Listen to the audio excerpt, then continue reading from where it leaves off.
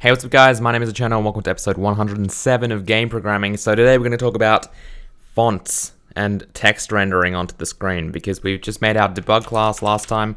Here it is right over here. And we were able to draw rectangles on the screen. If I just launch our game, you guys will be able to see that right over here. That's our awesome rectangle. Great. So now let's talk about text because we're going to need to be able to render text onto the screen for a variety of reasons. For example, let's just say we want to know what an item name is, or we want to make a menu. Pretty much anything like really that has words should be probably rendered by itself. So in other words, we could just obviously make an image with the name and just put it up as just a sprite. But for some dynamic elements, such as maybe like an FPS counter actually on the screen, or something that like a stat, right? For example, the speed of our character or the attack strength. That stuff is, we can't just put up about 10,000 images of every possible combination of numbers and then just kind of deal with that. We want a way to be able to easily render text. So in other words, our goal here is to basically, and ignore the fact that I'm in the debug class right now, but we basically should be able to go something like, font.render hello at like position 5x10y, and then maybe like a font size of 8 or 9. Something like that, right? That's how easy it should be, okay? So that's what we're basically gonna focus on for the next 2 episodes. So this episode, we're gonna talk about actually creating the font sheet, and then next episode, which I'm actually gonna probably upload later today, hopefully though, we're gonna talk about actually integrating that into our code and being able to make a font class and call that stuff. So let's actually make a font class straight away. So in our graphics folder here, I'm gonna go right click on that, new, and then class, okay? And in class, I'm going to probably call it font, right? You can call it text, you can call it whatever you want. I think font is a good name though, because we're probably going to, okay, we'll actually do make a class called font, because I think there's going to be multiple fonts, and we want to kind of keep it, I guess, more or less like this. Okay, great. So, let's go ahead and basically outline what this class is going to do, okay? And how this entire thing is going to work. I'm wishing I had a better way to show this, but okay. Let's open paint.net here. Okay, so basically the idea is we've got a font sheet which might be, just for the sake of this, maybe like 240 by like, I don't know, 48. This might be the size of our font sheet. If we make this something like just a grid so you guys can see what I mean. So maybe, oh, we can't make it, well, yes we can. Okay, so 24 for example, I don't know, this is huge obviously, but let's just say we got this, right? Each one of these cells, right, this is a sprite sheet, by the way. Each one of these cells will have their own letter, okay? So what we need to do is we need to load that into our game using our sprite sheet class, that's why I had it open, and extract individual sprites from that. We could have every letter of the alphabet, every number of the alphabet, every lowercase letter and symbol or whatever in its own sprite and load them all individually as files. That's going to be really, really slow and just unnecessary. It's better to load them all as one in one sprite sheet file. So to do that, we're just going to lay out it's called a font sheet basically, or a bitmap font sheet or something like that. It varies from depending on what kind of person you are. I just call them font sheets, okay? Now, character sheets is probably another word, but the point is every single character that we ever want to use, we need to map out, okay? And then in the code, we're going to be able to grab the appropriate character when we do call something like font whatever we had before there, right? Font.render hello, right? When we call hello, it's going to be able to grab uppercase H, uppercase, lowercase e, LLO, etc., right? Cool. So to do that, we need a way to first of all load that sprite sheet in. I'm not going to talk too much about that today, or right now in episode 107. Episode 108 we'll cover that in much greater detail, but essentially what we need to do is make a sprite sheet here. Now we could make it over here. I'm not going to. Because this is great for like tiles and whatever, but I think the font should have its own sprite sheet. So make sure it's static. Okay, we don't want to have a new one of these with every instance. So private static sprite sheet, and then what we'll do is we'll call it like font for now, right? Because we've only got one font. We'll equal new sprite sheet. Okay, now we've got a bunch of constructors here. We've got the string path int size and the int width height, and then we've got this, which is what we want. Okay, well first of all, remember we have to actually load in the font sheet, the actual like sheet, okay? So I'm actually going to make a folder in our game directory. We've got this rain folder, of course, we've got resources, and then we've got levels textures. I'm actually going to make another folder called fonts, okay? And inside fonts, this is where our actual font sheet is going to lie. So I'm going to make it So the path will be, you know, just like fonts slash, do we need a forward slash in front of that though? Yes, we do. Okay, so because it's sort of to the class, to the jar file. So fonts slash, I don't know what I'll call this. Maybe like, well, let's just make an Arial font. So I'll just call it arial.png, right? And you can make whatever fonts you want. You can actually make your own fonts, so you can actually just draw like pixel art or whatever if you want really low res fonts. We might do something like that, but just for now, this will do. And then the size, okay? So the size of each character, probably around, I mean, remember our game is scaled up by a significant, I think it's like 3 or something. Let's check this out. Is it just called game? Yeah. Yeah, our scale is 3, so remember that. So maybe like 16. The best way to do this, by the way, the best way to check out sizes is we've got this rectangle here, which is nice. So what basically, if I just go to the player class, for example, I think that's where we're rendering the rectangle, isn't it? Okay, search file, debug basically. That'll search the entire here it is. Okay, so it's in shooter. Okay, so we're drawing this rectangle. Let's draw it. Let's set the tracking to false basically. The width and height, let's make it like 32 by 32. All right, and then this stuff will make it maybe like, I don't know, 50-50. Doesn't matter. All right, let's draw that. Okay, so that's how big. If we make our font 32 by 32, each character, that's how big it's gonna look. That's huge, right? I might want to do something a bit smaller, like 16 by 16. Let's see what that looks like. It's good to have it as a power of 2. It's not really necessary though. We're not dealing with like OpenGL textures or anything, so it doesn't need to be a power of 2, but it can be. So that's the size of one tile. You know what? Let's stick with that, right? Because that 16 by 16 is clearly the size of one tile here. So I think that's a good size for our font. Okay. So I'm just going to get rid of this debug draw rectangle call altogether. Great. So in font, we've got this stuff. So we'll make it 16, right? Because remember, it will get scaled up. 16 times 3, of course, is 48. So it'll be basically 48 by 48 true pixels on our screen. Wonderful. When we make a font, okay, we need to actually, okay, well, this is one sprite sheet, right? But the idea is we want to create another sub sprite sheet, and there's an episode on that if you guys didn't catch that. So, font characters, all right? So if we make a new sprite sheet, and, you know, from the existing one, which is font, okay, we actually get an interesting constructor here. Let me just see if I can find that constructor. Here we go. So we have sheet, right? So in other words, it'll be font. We got the X and Y, okay? And I'm trying to remember this stuff. X and Y, what on earth could that mean? See, this is why it's important to document your code. Width and height of each thing. Wait a minute. Is this even going to do what I want it to? Give me a sec, guys. Just gotta check out my code here. So what does this do again? So what do we use it for? Oh, we created 3. Oh, it crops the sprite sheet, doesn't it? Individually.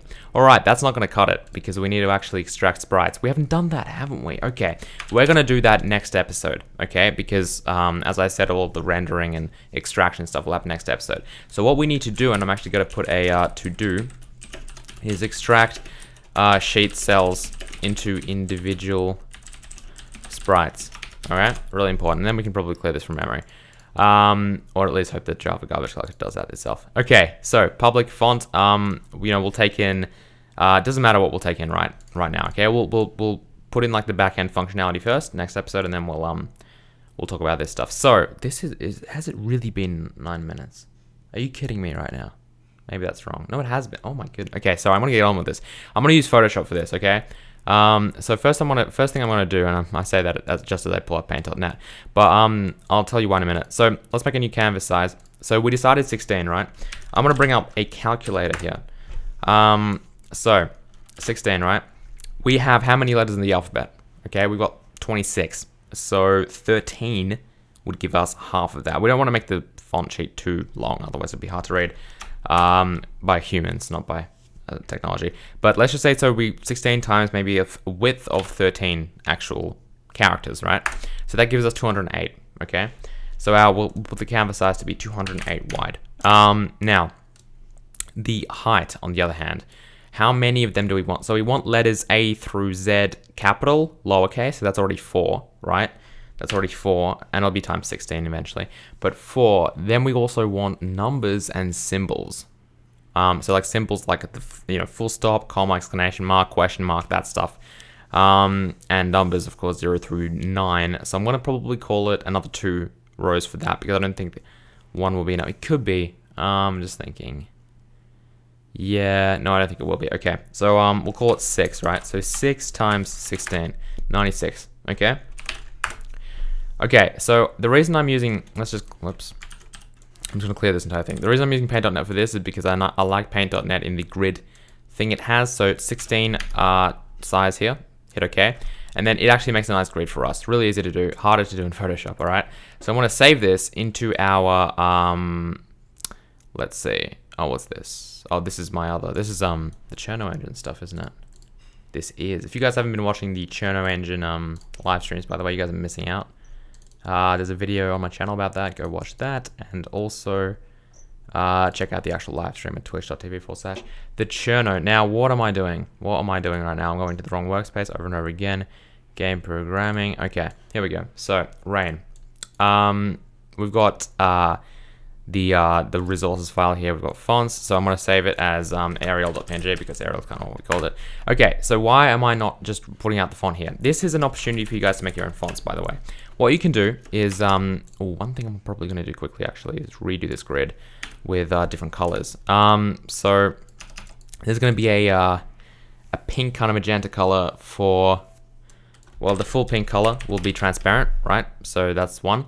And then the other color we're going to use is just probably 7F. I just like it, right? It's a nice gradient. It's just a darker purple. We're just going to use that for the borders. We will take the borders away when we actually render it, okay? Sorry, when we actually like export it out properly. Okay, the borders are just now to help us make sure that everything's in the size. So let's go ahead and generate a grid now. And that's actually perfect. So there we go, right? So now we've got a grid. This stuff looks pretty good to me. So we're going to save that, right? Now, you guys could go ahead and let's just say pick a color black here. You guys could definitely go ahead and make your own characters here. So if I set the color, where is the color gone? Did I close that? Yeah, I did. Okay. So let's just set this to black quickly. What I could do is I could just draw like the letter, I don't know, the letter A here. I'm obviously rushing here. I'm not that bad. But let's just say, you could draw like the letter A here. And make your own, basically make your own font stuff doing that, okay? And that would work out pretty good. And depending on what kind of look you're going for, it could actually be pretty much perfect for your game. But we're actually going to use a real font just because I'm not going to waste your guys' time making all these characters individually. So that's the deal, right? But you can do this yourself, and it could look really cool because it's 16 by 16 is rather low resolution, so I'm actually not even sure how this will work out. But let's see if it will. So let's open that. So where is it? Arial PNG. I'm just going to drag that in. Okay, there it is. Double click on this background. I'm not going to teach you guys how to use Photoshop. I don't know how to use Photoshop myself very well. I'm an After Effects person, as you know. That's why I use it for we could use After Effects for this. No, I'm not going to be that silly. But that's why I use After Effects for like Loud and Darren for making the sprites and stuff. But let's go ahead and yeah, so text tool, right? Let's make the font like, I don't know, 8 or something. Well, that seems good. Letter A. Okay, now you see you get this anti-aliasing here, right? That's the computer desperately, or the Photoshop desperately trying to make sense of why we're doing stuff that small. You can actually get rid of anti-aliasing if you see this strong, that's like the anti-aliasing, put this to none, and it will, you can see it's gotten rid of that completely. It's all sharp now. So that's the idea. You want to have that off. Let's try and make this as big as we can here. That's a good size. 14 is actually a good size, okay? Who would have thought?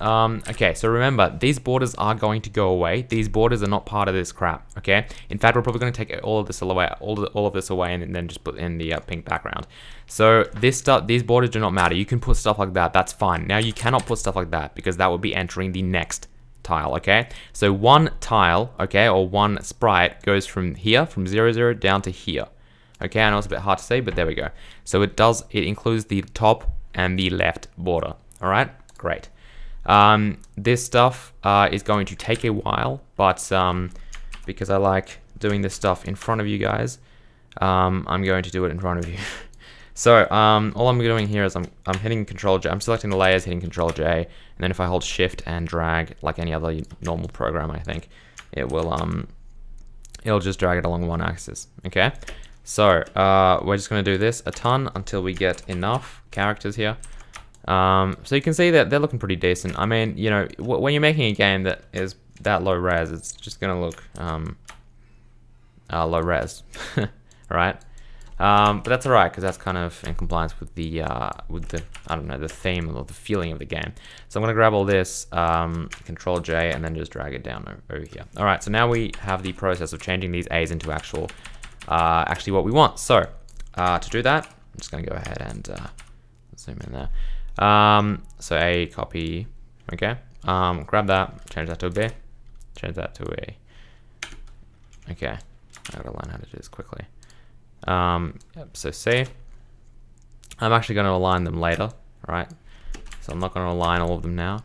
I'm just doing this roughly. So C, where's my typing tool? D, E, F, G. Anyway, you guys get the point, right? I'm not going to do this all in front of you because I would bore you to death. But the idea is you keep changing. I need to learn the shortcut. What's the shortcut for that? Come on. Okay, I don't have time to wait for you to hover up.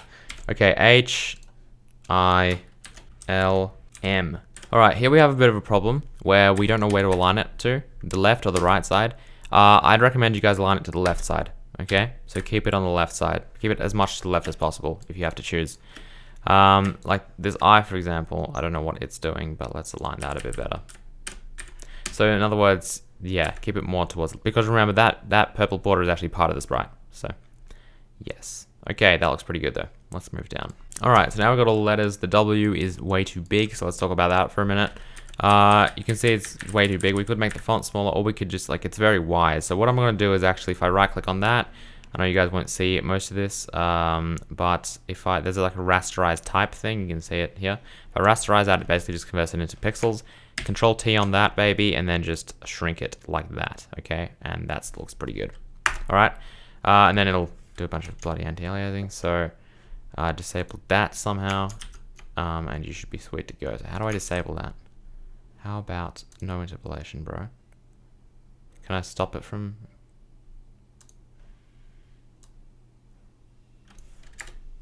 There we go. All right, so there we go. Right, that is how you do that. I know that it's trailing off a bit, but that's all right. It's a W. No one cares about W's. Right, that looks pretty good. Okay, the Z might be a bit too. Anyway, you guys can play around with that, make it whatever you want. I'm going for the next episode. I'm actually going to duplicate this, do it for lowercase characters and other general characters such as exclamation marks, you know, dots, commas, whatever, apostrophes, quotation marks, whatever. But save that. Just hit Control S. You might want to save it as a Photoshop file if you're using Photoshop, just because it'll save all these layers intact. Because otherwise, if you were to, oh my goodness, okay, it's come up with a dialog box on my other monitor. So yeah, whatever. Okay, and then file save as that PNG file, right? Now that's pretty much done, except for the fact that it's not, because it's still got the background. So to get rid of the background, you can just literally make a new layer here.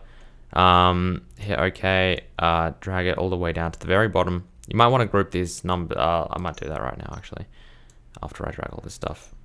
So if you select all of the layers that are letters, you can probably create some kind of folder for them, or you might have to do that separately. How do you create folders in Photoshop? Okay, here we go. So folder or group, I'm going to call that letters, maybe, like uppercase letters. You can make a group for every kind of type of character, and drag this up into letters. Here we go, and then you can just minimize that. All right, great. So this layer one, what I want to do, I'm just going to hide all of our letters here, and this thing. So I'm just going to grab the paint bucket tool here, which is actually hiding behind the gradient tool, by the way. Good thing I remembered that. And then I want to set the color, of course, to be FF00FF, right? And then just click. Okay, that's it. And if you bring up our letters, you can see they have no borders. Fantastic. So save that and save that as a PNG, and you should be good to go. Now, don't know why that's popped up. Now, in our code next time, hope you guys enjoyed this very long and seriously long episode of game programming. for what we did. But we're going to talk about extracting sheet cells into individual sprites. That might actually take up a good 10 minutes, so I might split this up into a third episode for where we actually make our font class properly, because I thought we already had this functionality, but we do not. Okay, anyway, guys, hope you guys enjoyed this episode of Game Programming. If you did, please hit that like button. It is just below. It's cool to hit that. That's what the cool kids are doing. And I'll see you guys next episode, which should be later today. Okay, goodbye.